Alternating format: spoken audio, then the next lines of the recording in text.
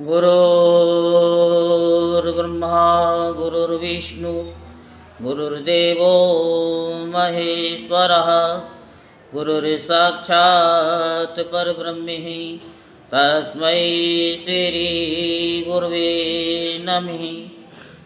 ओं गजाननं भूतगणादिसेवितं कपितजम्बुफलचारुभक्षणम् उमासुतं शोकविनाशकारिकं नमामि विघ्नेश्वरपादपङ्कजम्। ओं श्री शाम शिवाय नमः। ओं श्री शाम शिवाय नमः। ओं श्री शाम शिवाय नमः। ओं श्री शाम शिवाय नमः। ओं श्री शाम शिवाय नमः। बोल शंकर भगवान की जय।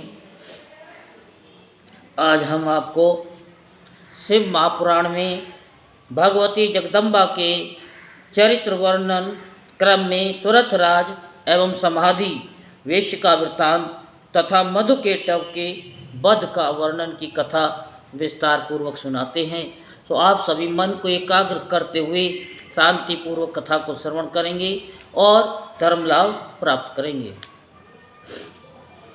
मुनिगण बोले कि हे सूर्य, हम लोगों ने अनेक आख्यानों से युक्त मनोहर शिव कथा सुनी, जो अनेक अवतारों से संबंधित तथा मनुष्यों को मुक्ति तथा भुक्ति देने वाली है।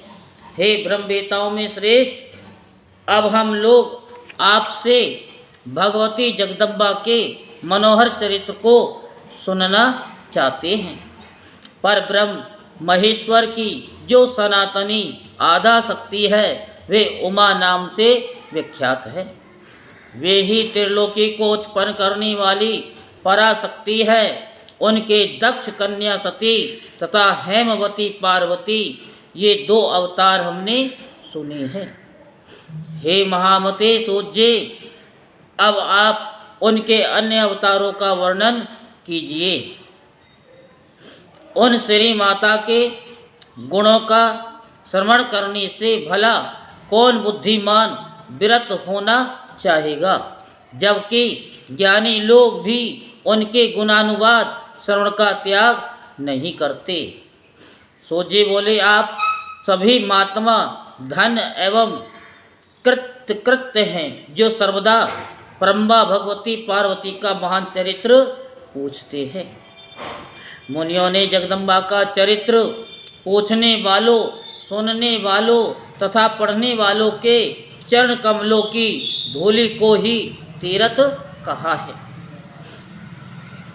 जिन लोगों का चित्त परम संवित स्वरूपिणी श्री देवी के चिंतन में लीन रहता है, वे धन्य हैं, कृत्य हैं और उनकी जननी तथा कुल भी धन्य है। जो लोग समस्त कारणों की कारणभूता जगदम्बा की स्तुति नहीं करते हैं, वे माया के गुणों से मोहित और भाग्यहीन ही रहते हैं, इसमें संशय नहीं है। जो करुणा रस की सिंधु स्वरूपा महादेवी का भजन नहीं करते, वे संसार रूपी घोर अंधकूप में पड़ते हैं। जो मनुष्य देवी को छोड़कर दूसरे देवताओं की शरण लेता है, वह मानो गंगा जी को छोड़कर मरु स्थल के जलाशय के पास जाता है। जिनके स्मरण मात्र से चारों पुरुषार्थ धर्म अर्थ काम मोक्ष बिना परिश्रम के प्राप्त हो जाते हैं, उन देवी का कौन श्रेष्ठ पुरुष त्याग करेगा। पूर्व समय में महात्मा सुरथ ने मेधा ऋषि से यही पूछा था। तब मेधा ने जो कहा था उसी को मैं आपसे कह रहा हूँ, उसे बड़े ध्यान पूर्वक सुनिए। पहले स्वारोचिस मनमंत्र में व्रथ नामक राजा हुआ था। उसका पुत्र सुरथ महाबली एवं पराक्रमशाली था। वह दान में निपुण, सत्यवादी, अपने धर्म में कुशल, सफल, देवी भक्त, दया सागर और प्रजा पालक था। इंद्र के समान तेज संपन्न वह राजा जब पृथ्वी का शासन कर रहा था, उस समय 9 राजा ऐसे थे जो उसका राज्य लेने को उद्धत हो गए। उन्होंने उस राजा की कोला नामक राजधानी को घेर लिया और उनके साथ सूरत का भयंकर संग्राम हुआ। उन महाबली शत्रुओं ने युद्ध में उस राजा को पराजित कर दिया और उसका सारा राज्य छीन लिया। उसे कोलापुरी में से बाहर निकाल दिया। वह राजा अपनी पुरी में आकर अपने मंत्रियों के साथ राज्य करने लगा, किंतु वहाँ भी उसके प्रबल शत्रुओं ने उसे पराजित कर दिया। देवयोग से शत्रुता करके उसके मंत्री आदि प्रमुख सहायकों ने कोष में जो भी धन स्थित था वह सब स्वयं ले लिया। इसके बाद असहाय वह राजा आखेट के बहाने घोड़े पर चढ़कर घने वन में चला गया। वहाँ इधर उधर भटकते हुए उस राजा ने किसी मुनि के उत्तम आश्रम को देखा, जो चारों ओर से पुष्प वाटिकाओं से सुशोभित था। वे ध्वनि से गुंजित, शांत, जंतुओं से परिव्याप्त और उनके शिष्यों पर शिष्यों तथा उनके भी शिष्यों से सभी ओर से घिरा हुआ था। हे महामते, उन द्विजवर के प्रभाव से उस आश्रम में महाबलवान व्याघ्र आदि जंतु निर्बल जंतुओं को पीड़ा नहीं पहुँचाते थे। वहाँ पर परम दयालु तथा बुद्धिमान राजा मुनिवर के द्वारा मधुर वचन, भोजन, आसन, पान आदि से सत्कृत होकर निवास करने लगा। एक समय वह राजा अत्यधिक चिंतामग्न होकर सोचने लगा, आश्चर्य है कि मुझ भाग्यहीन, बुद्धिहीन एवं निस्तेज का संपूर्ण राज्य मदोन्मत्त शत्रुओं ने छीन लिया। मेरे पूर्वजों से रक्षित राज्य का उपभोग इस समय शत्रु कर रहे हैं।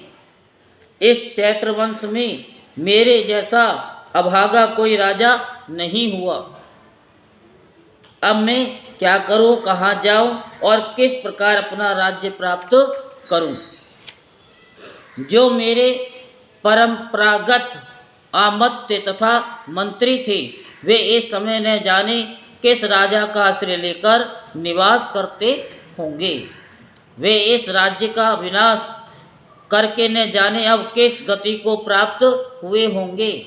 युद्ध भूमि में महान उत्साह वाले एवं शत्रु वर्ग का छेदन करने वाले मेरे जो महान शूरवीर थे, वे दूसरे राजा के आश्रय में होंगे। पर्वत के समान हाथियों और वायु के समान वेगशाली घोड़ों तथा पहले के पूर्वजों द्वारा अर्जित मेरे कोष की रक्षा थे, यानी रक्षा वे इस समय प्राप्त करते होंगे अथवा नहीं। इस प्रकार विचार करता हुआ वह परम धार्मिक राजा मोह के वशीभूत हो गया।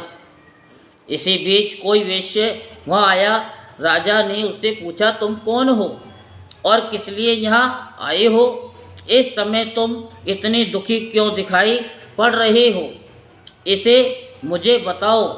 राजा के द्वारा कहे गए इस मनोहर वचन को सुनकर वे वेश्य श्रेष्ठ समाधि अपने नेत्रों से आंसू बहाता हुआ प्रेम और विनय युक्त वाणी में राजा से कहने लगा। वेश्य बोला, हे महीपते, मैं धनियों के वंश में उत्पन्न समाधि नामक वेश्य हूँ। मेरे स्त्री पुत्र आदि ने धन लोभ के कारण मेरा त्याग कर दिया है। हे राजन, अपने पूर्वकृत कर्म से दुखित होकर मैं इस वन में आया हूँ। हे करुणा सागर, हे प्रभु, मैं अपने पुत्रों, पौत्रों, स्त्रियों, भाइयों, भतीजों एवं अन्य सुहृदों का कुशल भली भांति नहीं जान पा रहा हूँ। राजा बोला, दुराचारी तथा धन के लोभी, जिन पुत्र आदि ने तुम्हें घर के बाहर निकाल दिया, उनसे तुम मूर्ख प्राणी के समान प्रीति क्यों करते हो? वैश्य बोला, हे राजन, आपने सचमुच सार गर्वित बात कही है, किंतु सने पास से जकड़े रहने के कारण मेरा मन अत्यंत मोहग्रस्त हो रहा है। सूर्य बोले, हे मुनि श्रेष्ठ, तदुपरांत इस प्रकार मोह से व्याकुल राजा एवं वैश्य दोनों ही मुनिवर सुमेधा के पास गए। वैश्यवर सहित उस प्रतापी महाधैर्यशाली राजा ने सिर झुकाकर योगी राज को प्रणाम किया। उसके अनंतर राजा ने हाथ जोड़कर मुनि से ये वचन कहा, हे भगवान, इस समय आप हम दोनों का संशय दूर करने की कृपा कीजिए। मैं अपनी राज्य लक्ष्मी से त्याज्य होकर इस गहन वन में आया हूँ। तथापि राज्य के अपहरण हो जाने के कारण मुझे शांति नहीं है। ये वैश्य भी अपने कुटुंबियों द्वारा घर से निकाल दिया गया है, फिर भी इसकी ममता दूर नहीं हो रही है। इसमें क्या कारण है, उसे कहिए। जानकर होते हुए भी हम दोनों का मन मोह से व्याकुल हो गया है, ये तो महान मूर्खता है। ऋषि बोले, हे राजन, वे जग धात्री शक्ति रूपा सनातनी महामाया ही सबके मन को आकृष्ट कर मोह में डाल देती है। हे प्रभु, ब्रह्मा आदि समस्त देवता भी जिनकी माया से मोहित होकर परम तत्व को नहीं जान पाते, फिर मनुष्यों की तो बात ही क्या है। वे दुर्गुणा परमेश्वरी संपूर्ण संसार को उत्पन्न करती है, वे ही उसका पालन करती है और वे ही फिर समय प्राप्त होने पर उसका विनाश भी करती है। हे नृपश्रेष्ठ, वरदायिनी एवं काम रूपिणी वे देवी जिसके ऊपर प्रसन्न होती है, वही मोह का अतिक्रमण करता है, दूसरा कोई नहीं। राजा बोला, वे देवी महामाया कौन है जो सभी को मोहित कर देती है? वे देवी किस प्रकार उत्पन्न हुई? हे मुनि, कृपा करके मुझसे कहिए। ऋषि बोले, जगत के एक कारण हो जाने पर जब योगीराज विष्णु योग निद्रा का आश्रय लेकर शेष शैया पर सो रहे थे, उस समय विष्णु के कानों के मल से दो दैत्य उत्पन्न हुए, जो मधु और केटव नाम से भूतल पर प्रसिद्ध हुए। वे प्रलयकालीन सूर्य के समान तेजस्वी, भयानक विशाल शरीर वाले, बड़ी ठोड़ी वाले और दाढ़ों के कारण विकराल मुख वाले थे। ऐसा प्रतीत होता था कि वे सभी लोगों को भक्षण कर जाएंगे। उस समय भगवान के नाभि कमल पर ब्रह्मा जी को स्थित देखकर वे दोनों दैत्य उन्हें मारने को धत हुए और कहने लगे, तुम कौन हो? उस समय उन दोनों दैत्यों को देखकर तथा विष्णु को क्षीर सागर में शयन करते हुए जानकर ब्रह्मा जी परमेश्वरी की स्तुति करने लगे। ब्रह्मा जी बोले, हे महामाये, हे शरणागत वत्सले, हे जगदम्बे, घोर रूप वाले इन दोनों दैत्यों से रक्षा कीजिए, रक्षा कीजिए। वे महामाया योग निद्रा, उमा सती, कालरात्रि, महारात्रि, मोहरात्रि, परात्परा, तीनों देवताओं की जननी, नित्या, भक्तों को अभिष्ट फल देने वाली, समस्त देवों का पालन करने वाली तथा करुणा सागर रूपिणी देवी को मैं प्रणाम करता हूँ। हे देवी, आपके प्रभाव से मैं ब्रह्मा, विष्णु तथा शिव इस जगत का सृजन, पालन तथा समय प्राप्त होने पर संहार करते हैं। हे अम्ब, आप ही स्वाहा, स्वधा, लज्जा तथा निर्मल बुद्धि कही गई है। आप ही तुष्टि, पुष्टि, शांति, शांति, क्षुधा और दया है। हे अम्ब, आप ही विष्णु, माया और चेतना कही गई हैं। आप ही परमाशक्ति, लज्जा एवं तृष्णा कही गई हैं। आप भ्रांति तथा स्मृति हैं एवं मात्र रूप से स्थित हैं। आप ही पुण्य आचार में संलग्न मनुष्यों के घर में लक्ष्मी रूप से स्थित हैं। आप ही जाति तथा वृत्ति कही गई हैं। आप ही व्याप्ति रूपा हैं। आप ही चित्ती रूप से सारे संसार में व्यापक होकर स्थित हैं।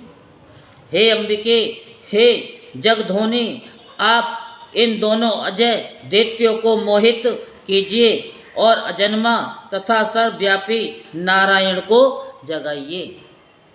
ऋषि बोले, हे नृप, ब्रह्मा जी के द्वारा प्रार्थित वे महाविद्या जगदात्री समस्त विद्याओं की अधिदेवता भगवती मधुकेटव का नाश करने हेतु फागुन शुक्ल द्वादशी को प्रकट हुई।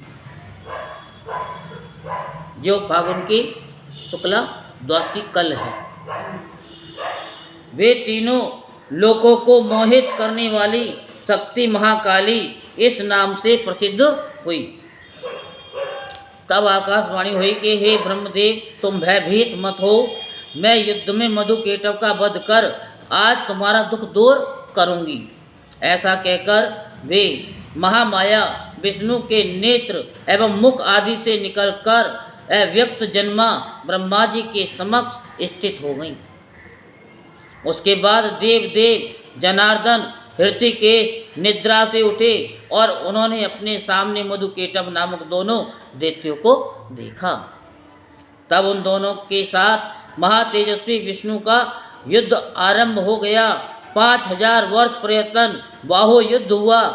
उसके अनंतर महामाया के प्रभाव से मोहित हुए दोनों दैत्य श्रेष्ठ विष्णु से बोले, आप मनोवांछित वर ग्रहण कीजिए।